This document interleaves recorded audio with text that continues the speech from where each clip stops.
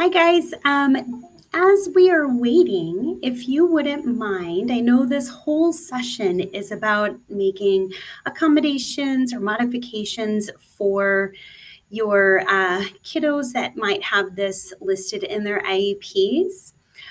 Just so that I get a pulse on what you're looking for, tell me about some accommodations or modifications that you do on a regular basis for these kiddos. And we will see about how we can work this into our CDBs.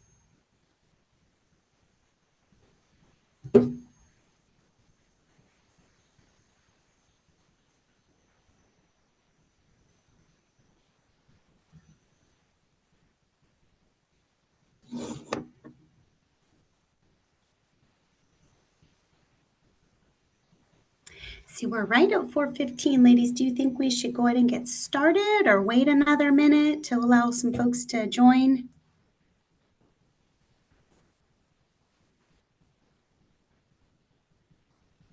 I think we can get started, Lorinda, just because of time. Okay, perfect. Thank you. So guys, please know this is your session. This is your time to ask questions and so forth. So as we're moving along, please feel free to do that. Adriana, are you going to pop the parking lot link Yes. in the chat? So that's a great place to put in your questions. So in a moment, we're gonna, Bianca's putting in the parking lot question. So if you guys have any questions while Lorinda is speaking, please fill that out and she will try to answer that as best as she can. Also, what Bianca's dropping in there is also the attendance form. We just want to make sure that everybody gets credit for the session, and we'll be putting that there multiple times just in case you didn't get it the first time. Okay, so just to get started, just to introduce myself and give you my contact information, my name is Lorinda. I work with the Office of Continuous Improvement. I'm an instructional support teacher that supports SchoolNet, CMS. I act as a liaison between our curriculum folks who build your CDBs and campuses to make sure that the system is running properly for you guys. I do also do the communication about the benchmarks to your campus administrators, and in addition to outside of benchmarks, I'm here to support campuses in all things CMS. So whether it's building CCAs, how to pull data from the system, not only for assessments like your own CCAs or CDBs, but also looking at historical data. So if you're looking for STAR scores from previous years, or how they compared with on various things in the past, I can definitely help you with that. We do have a little Twitter presence. Just so you know, if you want to follow us, this is a great way we advertise all of our trainings that are upcoming. So please feel free, not only in CMS, but in Schoology as well. So feel free to follow us on Twitter. That definitely gives you an insight on when things are coming down the pike. Alrighty, so let's jump right in. Our first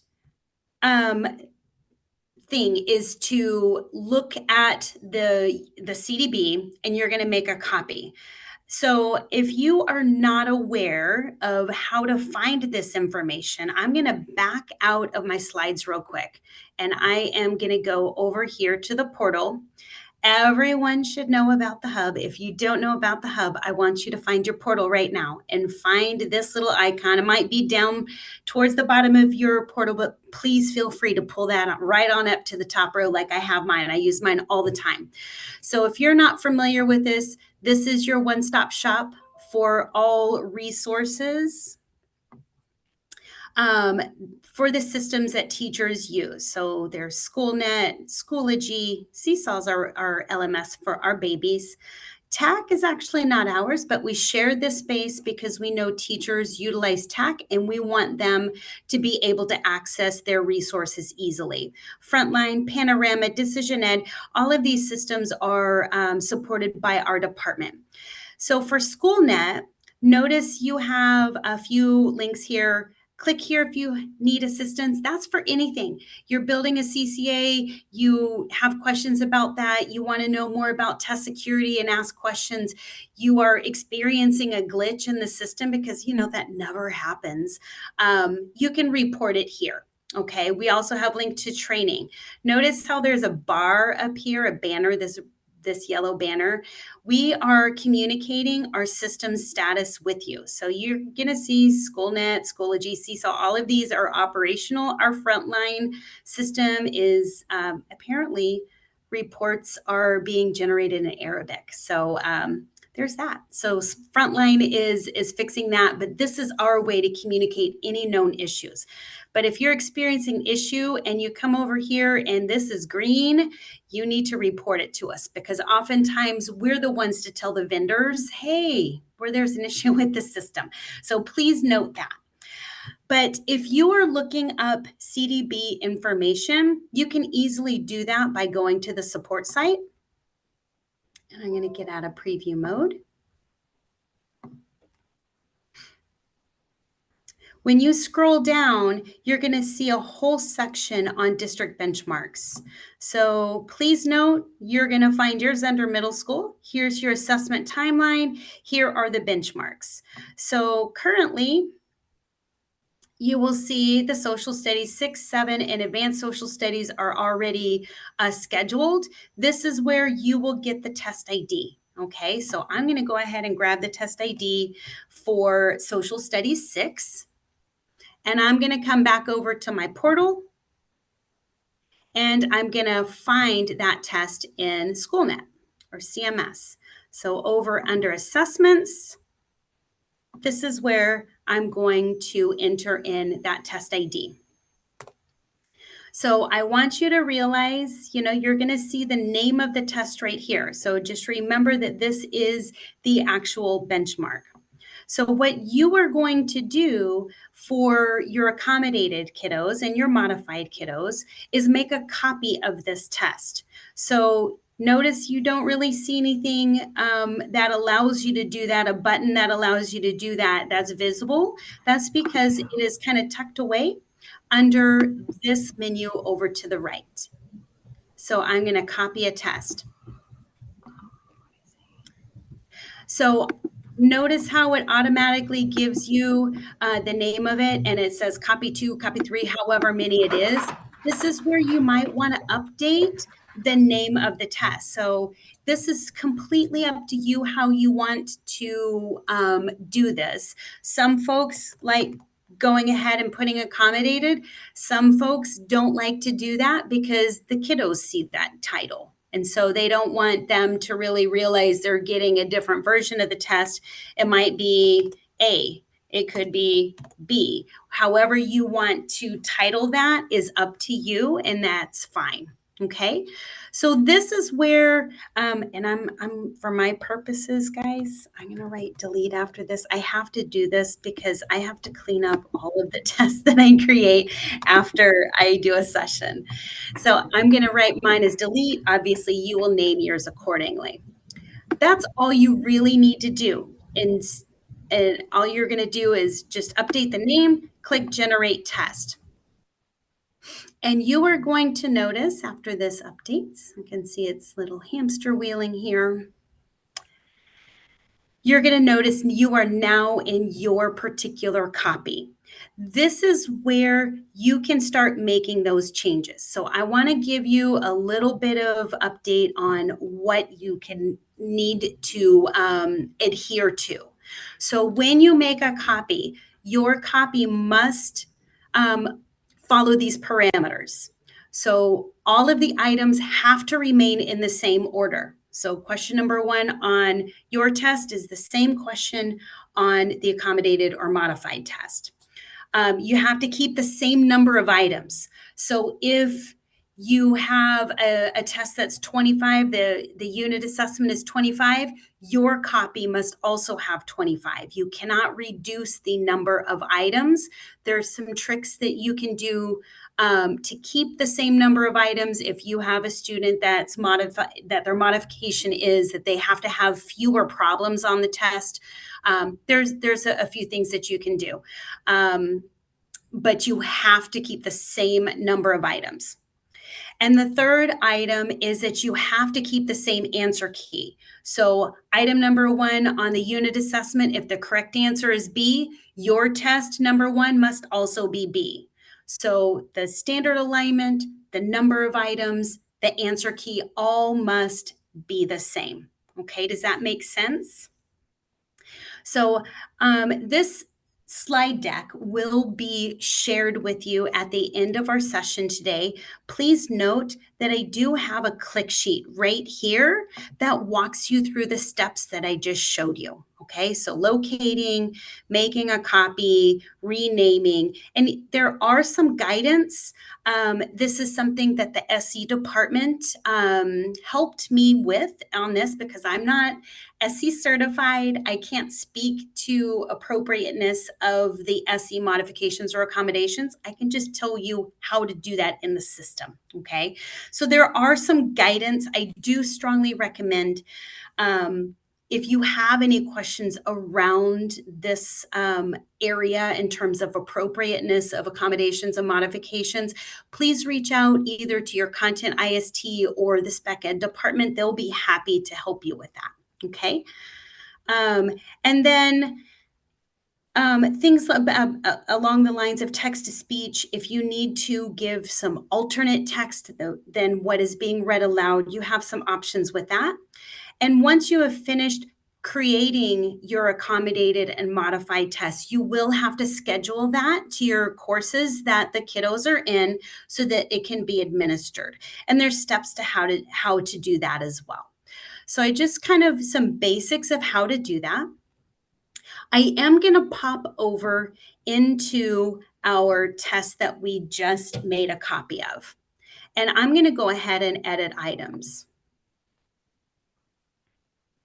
First of all, before I move on, does anyone have any questions so far? I know, Lorinda. Sorry, Lorinda. Go I know right in the ahead. parking lot, we do have a question that popped up. Okay. It says, if we score a student's open response in the accommodated test, is there a way to carry that score over when we combine the assessment results with the standard CCA? Or do we have to Absolutely. rescore the response once the student's responses are housed in the regular test? No, as soon as you have, that's an excellent question, by the way. If there's an open response on your accommodated version, obviously it's going to be on the district benchmark. You will go ahead and score it on the accommodated test, and that score, along with all of the entries to like the multiple choice and the other item types, when you merge it over into the district CDB, it will also follow. So that's an excellent question. So yeah, it should all work just fine. Okay, any other questions so far? I wish I had a second monitor. Not a question, Lorinda, but just to point out, for the CDB guys, I know a lot of you are here because of upcoming CDBs. When you do make a copy of the CDB, we do have a specific naming convention that we're asking for the CDB. For your CCAs, your just unit exams, you don't have to follow our naming convention. It always helps to have your campus name in the title of the test, but I'll go ahead and drop that in the chat as well.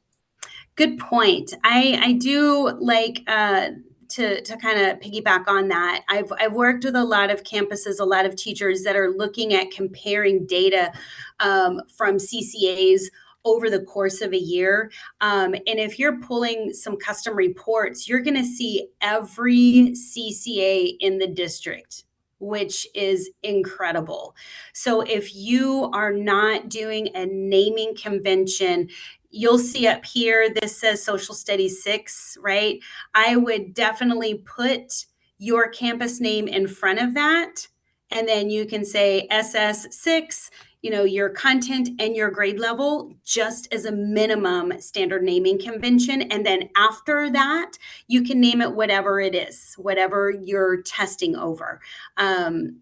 it's just good practice for those of you that have been in the district and have pulled this data. You know what I'm talking about. So just a suggestion. You can name your tests however you'd like, but it is great if you have some consistency with the naming convention.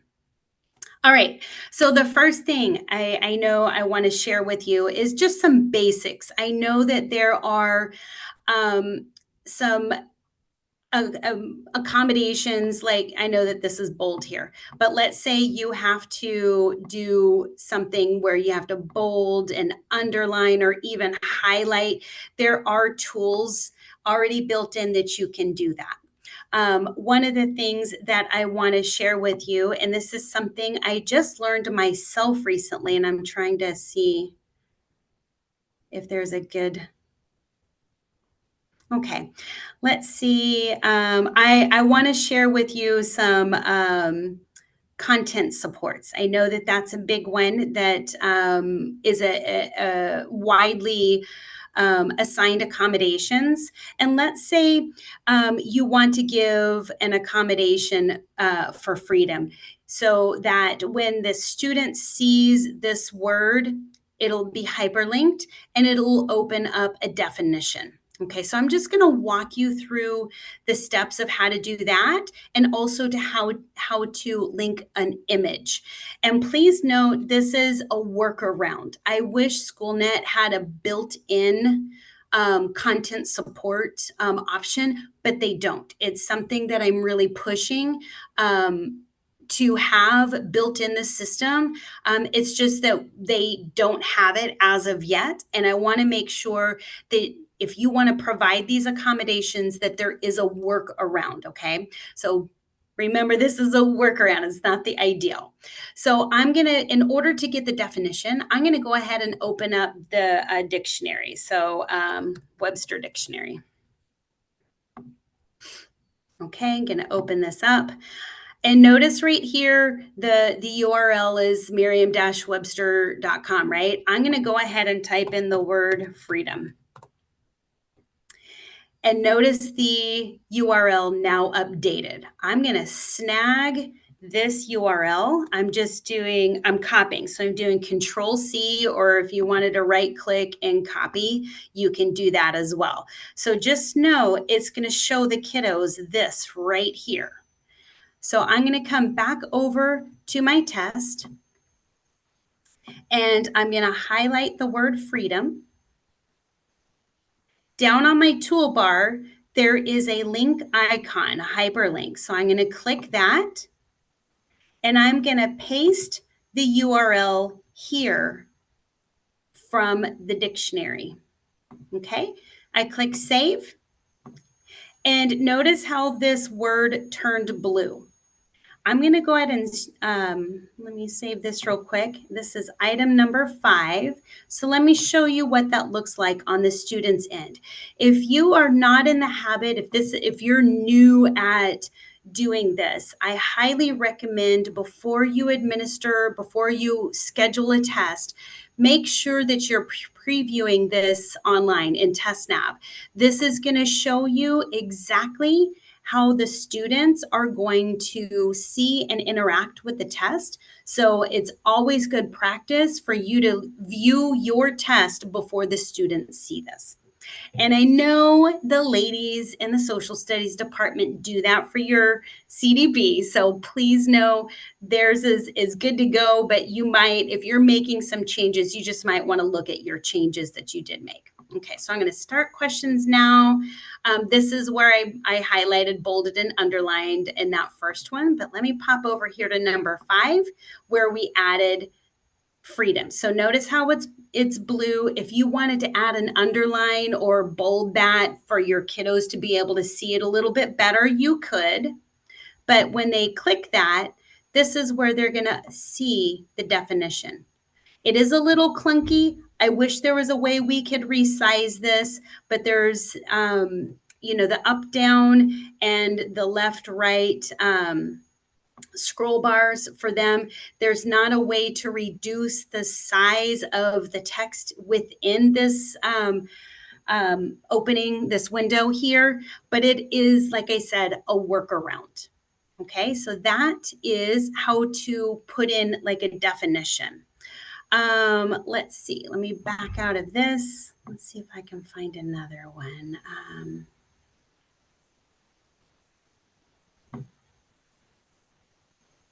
I'm trying to find a good word that I can find a picture for.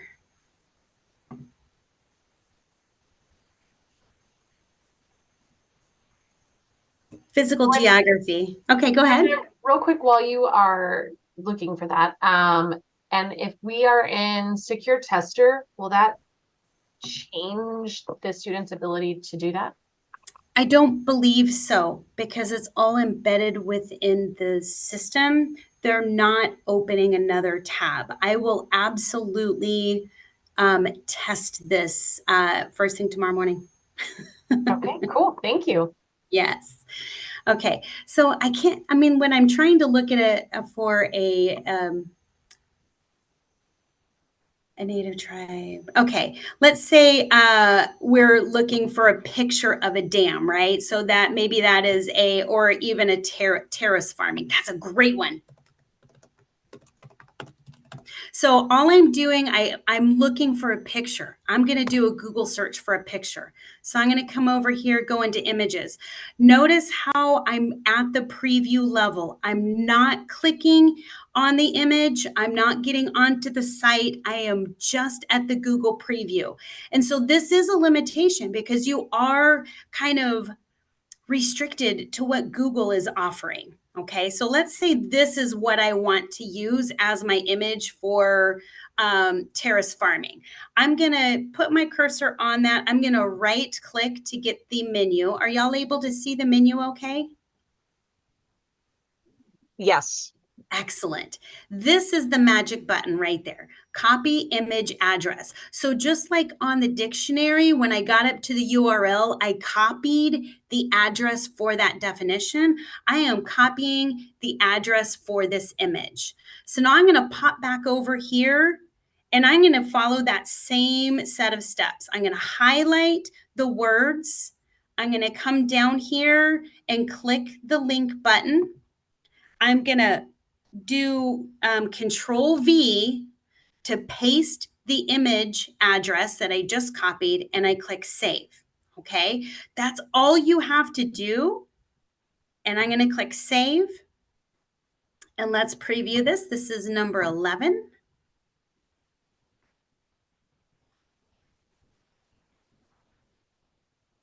Lorinda, while it loads, we had a great question on that definition example you showed us. Okay. Uh-huh. When the students pop up that definition window, is there a way to get the text to speech to read the definition?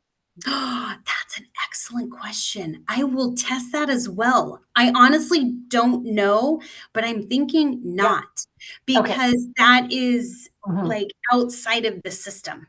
That would make sense to me. And thank you guys for these great questions because Lorinda and the team have just kind of peeled back this onion. So we're still learning about what it can and cannot do. Okay, so I just go ahead. I'm sorry. Sorry, Lorinda, one more question. One of the questions asked, can you add more than a dictionary? For example, can you add like a video clip? Are we still testing that too?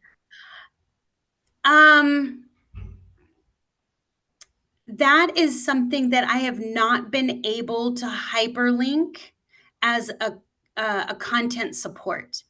That being said, there are ways to embed, like if you're, I'm assuming like a YouTube video or something along those lines.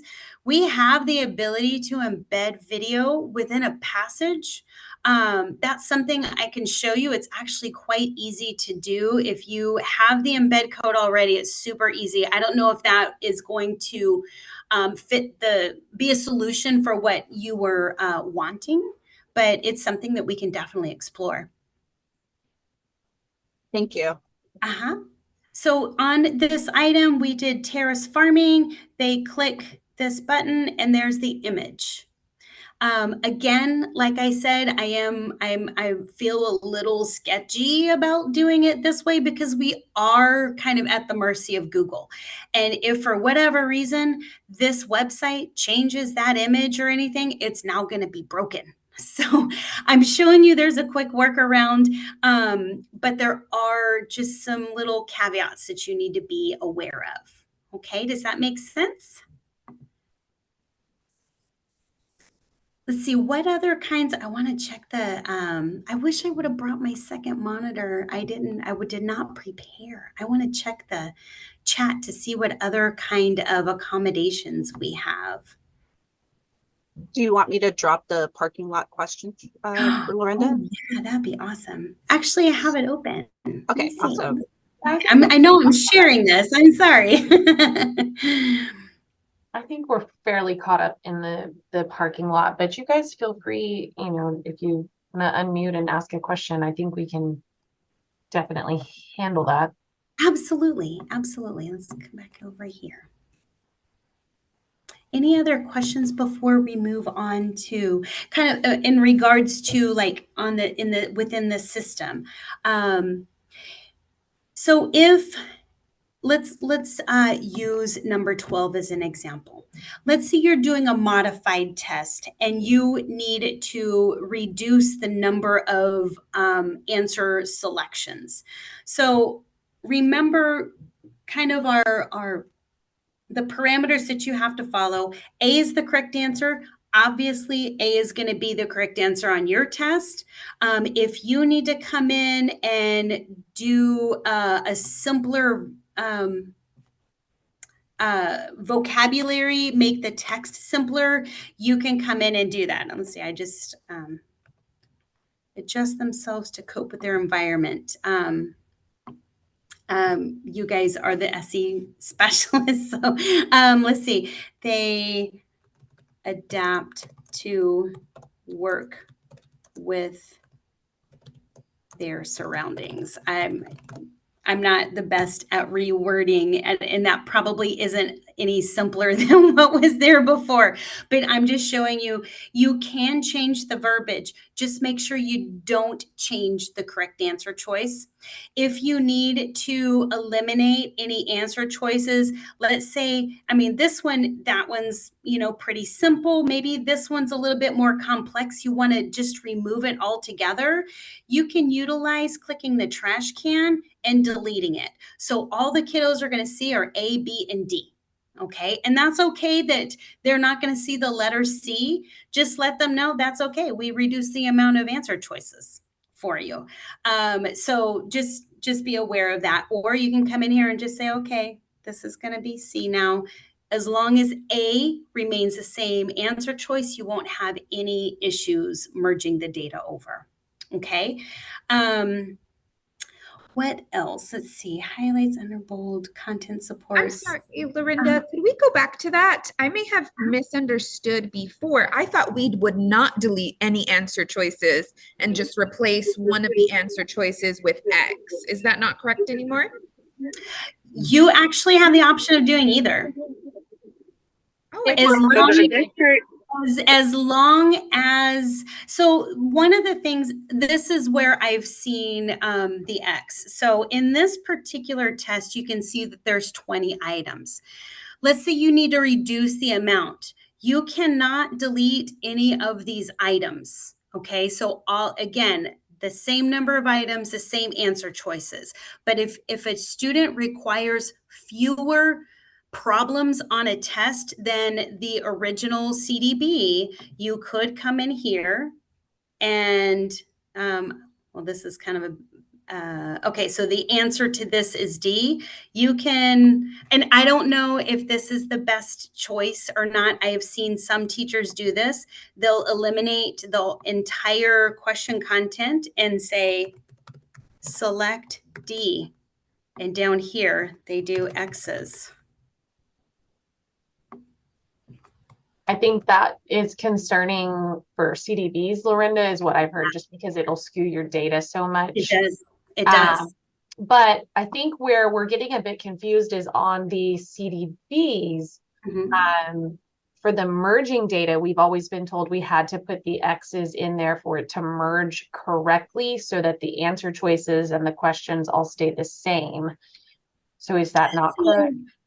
I don't think that that's going to be an issue because in the merging, the student is selecting an answer, right? So if they have answer A through D and they select B, the letter B is what's moving over, not the rest of the data, not the other answer choices. So if the correct answer is B and, C has been removed and they pick B, B is still moving over.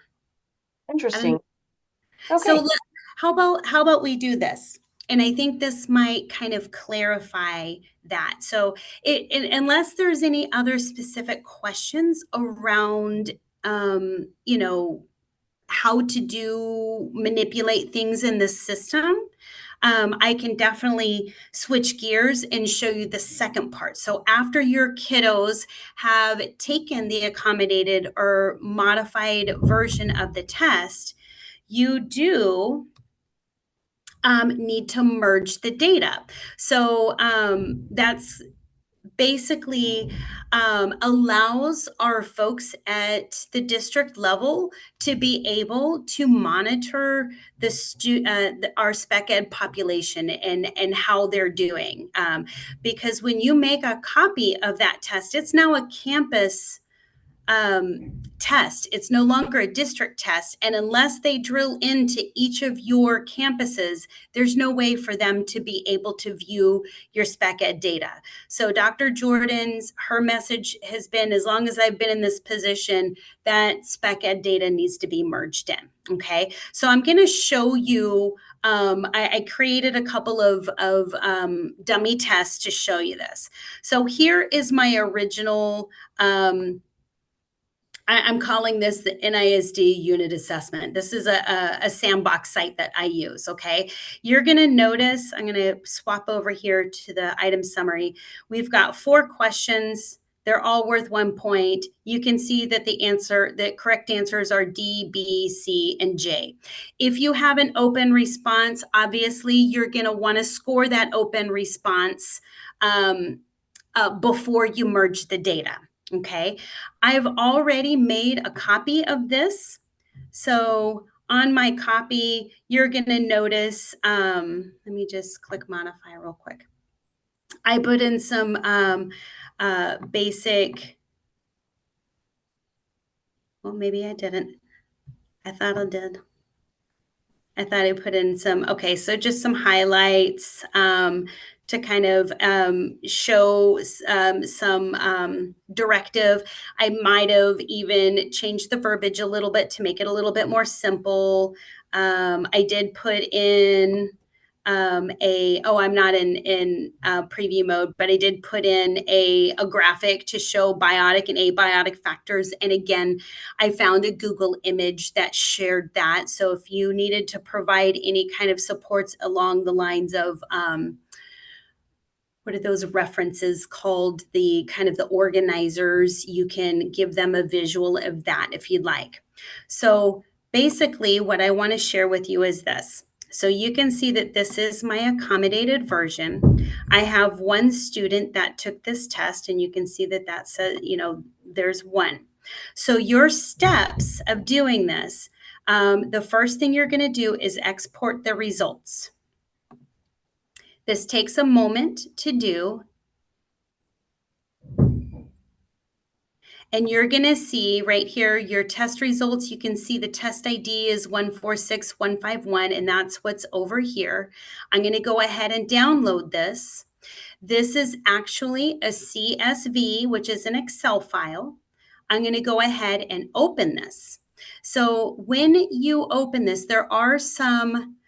there's a little bit of cleanup that you need to do. And I'm going to show you the steps in the click sheet that basically show you how to clean this up. All you are going to retain, you're going to see all of these columns. So I only had one kiddo take this test, but as many kiddos that submitted will all appear here. I'm only going to want to keep the student ID. I'm going to eliminate these other columns. And notice over here, I'm going to scroll over just a little bit here. Notice how it says Q1, Q2, 3, 4. These are my questions. So I had 4 questions on this test, and you can see these are their answer selections. I get rid of every other column because they're not needed. So I keep the student ID, and I get rid of all of the other columns that are not the Q columns. So I'm going to delete those. And I'm going to delete the P's. P's stand for points. So I'm going to delete those. Let me see, delete. So here is my student ID, question 1 through 4. The last step to kind of clean this up, we have to change the Q1 to R1 to show that that's their response. So response to number 1 was A for this student. So I'm just going to drag that over. So it's R1 through R4. That's all you have to do on the cleanup of this file. And then I click save. So that is downloading the results, kind of cleaning up the file a little bit. Now I have to merge that file, upload that file into the original test. Okay, so I'm going to come back over here to my original test right here. I am going to do that under the score area. And right here you have a file that says upload file. And I just select the Excel file that I just downloaded and updated. And I upload.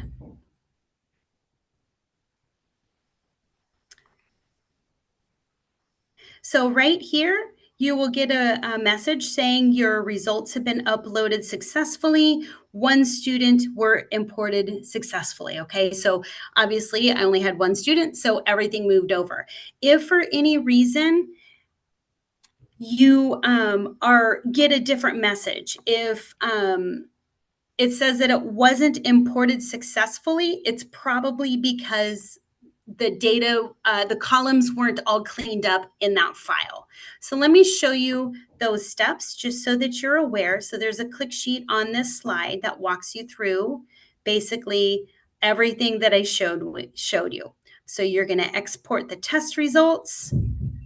You're going to download that CSV file from the notifications. You're going to only retain the student name and the Q columns.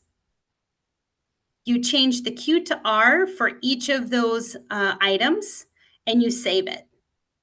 Then you go into the score page. I did it from the test, but you can also do this from the assessments menu, and that's what this is showing. I just hit that score button from within the test. And then you click the upload file, choose file, and once you upload it, it'll give you that confirmation, okay? Do we have any questions around that?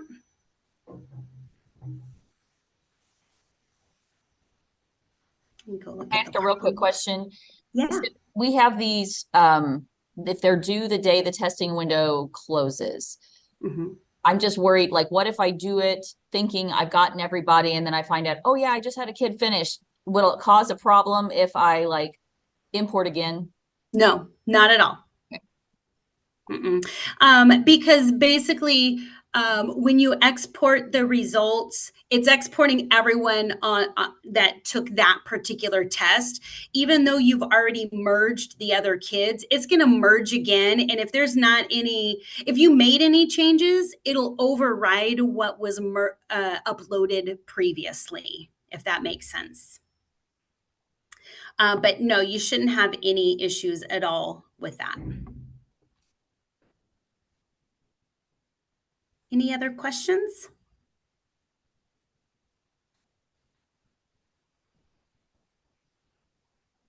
There are some questions in the Q&A, Lorinda, not specifically about merging. Is there anything else you want to say about merging before we look at those questions?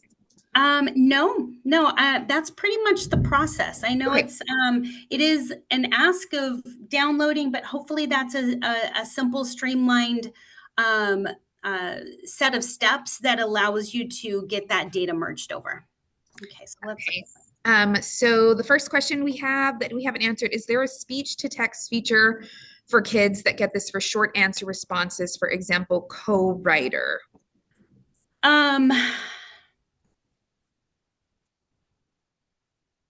I have tested this. I tried testing, there's a Chrome extension called Dictation. It did not work well whatsoever within CMS. And my advice, and I don't know if this is the right thing to do, I would have the kiddo open up a Google Doc and dictate it onto the Google Doc, copy and paste it over. I have not been able to find an adequate solution for that. I don't know. I'm sitting here with a bunch of spec ed gurus. I mean, I'm curious to find out if you guys have found any good solutions that allow, you know, what you're doing in the classroom.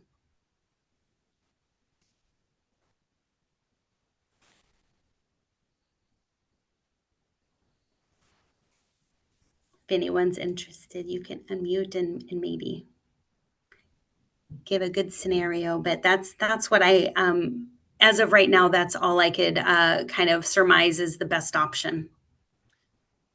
Thank you, Lorinda. The next question, can the definition of vocabulary be typed in a Google Doc instead of the dictionary? No, not at this point. I did try that. I tried embedding or linking to like a Google Doc. It throws an error on the student's end. Thank you. Next question, can you link a saved picture that you have saved in your drive or as a file? Nope, it has No, to be that's exactly what I'm asking for SchoolNet to do, because I know you guys are using visuals in your daily instruction, and how great would that be to be able to upload a picture that you're using in your daily instruction. And yeah, I totally get it. We are kind of at the mercy of just using Google for our images, and I know that's disappointing, but that's kind of our workaround until we can get SchoolNet to beef up their system.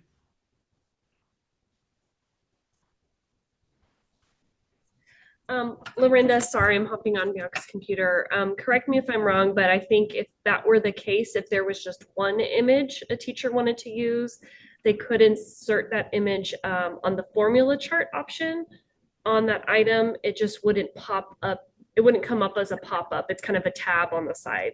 Absolutely. I'm so glad you mentioned that. So let me do this. Let me just let's see if I can save this image as. Oh, hang on.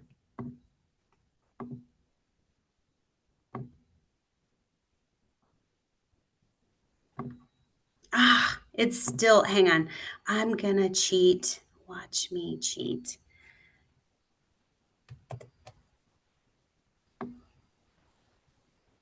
I'm creating my own image. So basically what we are doing, I am snagging this picture and saving it to, I'm gonna save this to my desktop here. So basically what you can do in this test, let me see, this is the accommodated. So I'm gonna modify here, and now that I modified, I may, hang on. Wait. I'm over here now. So let's say I'm on this multiple choice and you want to provide them an example of a picture that kind of shows the geographical features that go along with this particular problem. So down below, you do have the option of adding a formula reference sheet. Basically, this is a way of saying when I add this, I'm going to go to my desktop and I'm going to find that picture that I just saved and I'm going to upload it. It's too big. Sorry. Let me fix that. I'm going to edit this real quick.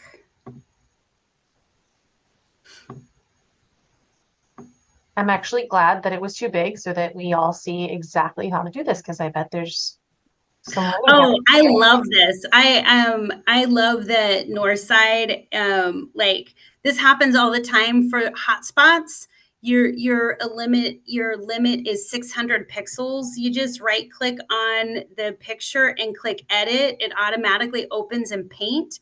You can come over here, resize, and I just changed the percentage. But if you come over here to pixels, you can go, oh, hang on, I need 600 pixels, and click OK.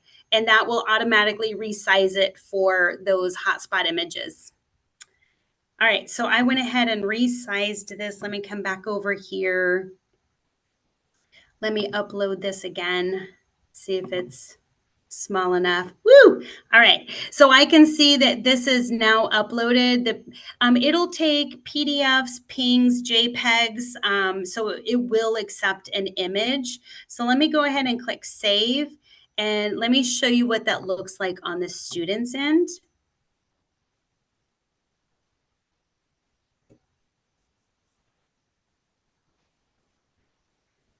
That was item 13, right? Yeah, okay.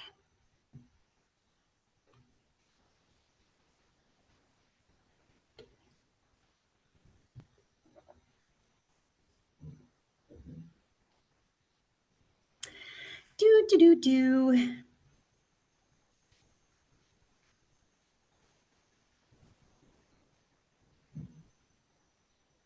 Okay, I'm impatient. I'm gonna come down here and save it again and try one more time.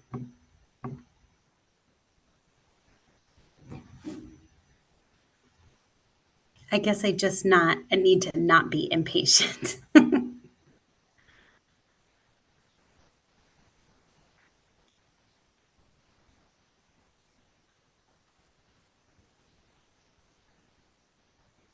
Look, it even happens to Lorinda, everybody. It does.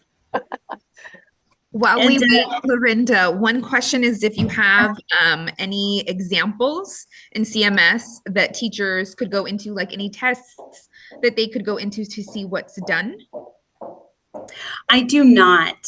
And I'll be completely transparent on that.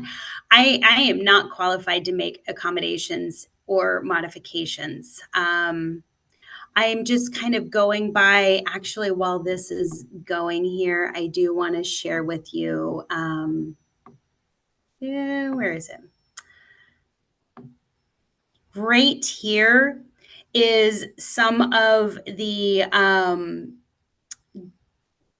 items that our SE department provided, like inserting supplemental aids. The way I just added the picture under add a reference or a reference, what was that called again? Let me see. A reference sheet, a formula reference sheet. This is where you can put some of those instructional supports to provide them. I've got too many tabs open. Adding white space. So this is just putting spaces in between text so that, that might be on separate lines, more white space in between, chunking or bulleting, simplified language, inserting formulas so you can provide that support for them, increasing the font, labeling diagrams, adding diagrams, removing answer choices, bolding or underlying terms. These are some of the common ones that our SE department suggested. I don't know if that helps you or not, but no, I have not been able to do that. Oh, here we go. Okay, so now we're on number 13. So notice the kiddo now has this button over on the side that says exhibits. They can open that and see whatever you upload. So in this instance, I uploaded an image. This could be a supplemental aid, maybe a graphic organizer to kind of remind them about steps they need to take.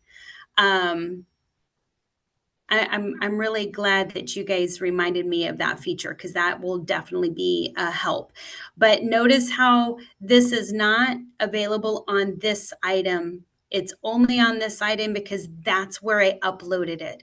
If you want something like this, some kind of supplement to appear on every single item, there's a way to upload it in the default settings so that it appears on every test. I'm sorry, every item on the test. Hopefully that was helpful. Do we have any other questions?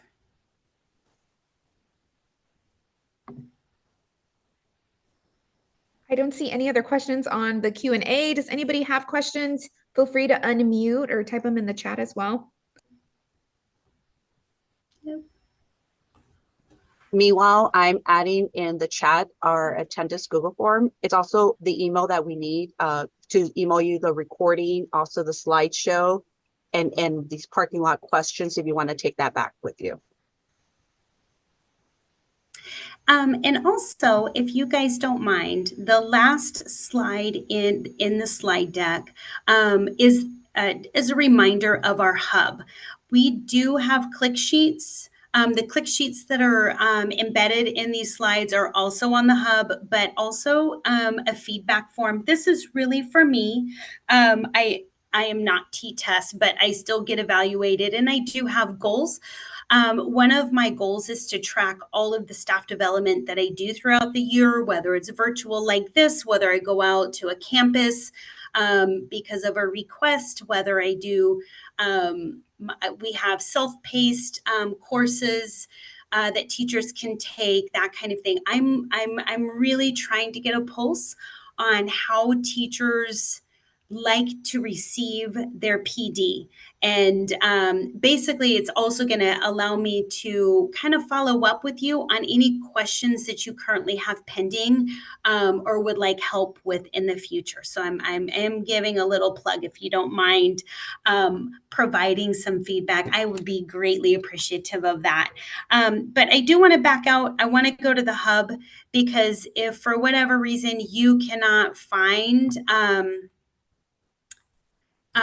these resources, just know you can go to the hub, go to the CMS. I don't know why this keeps coming up. Go to the CMS support site button.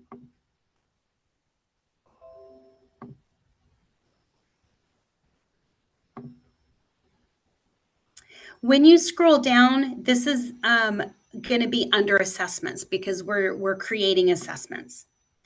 You're going to find down at the over on the right-hand side under additional resources, accommodating a modifying assessments, step 1, step 2. These are the same click sheets, the links that I have in the slide deck.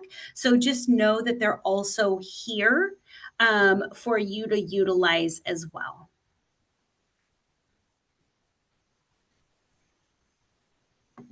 Lorinda, thank you so much for being with us this afternoon. This was, I know, Absolutely. extremely helpful for myself. Hopefully you guys learned something today that you can take back and use.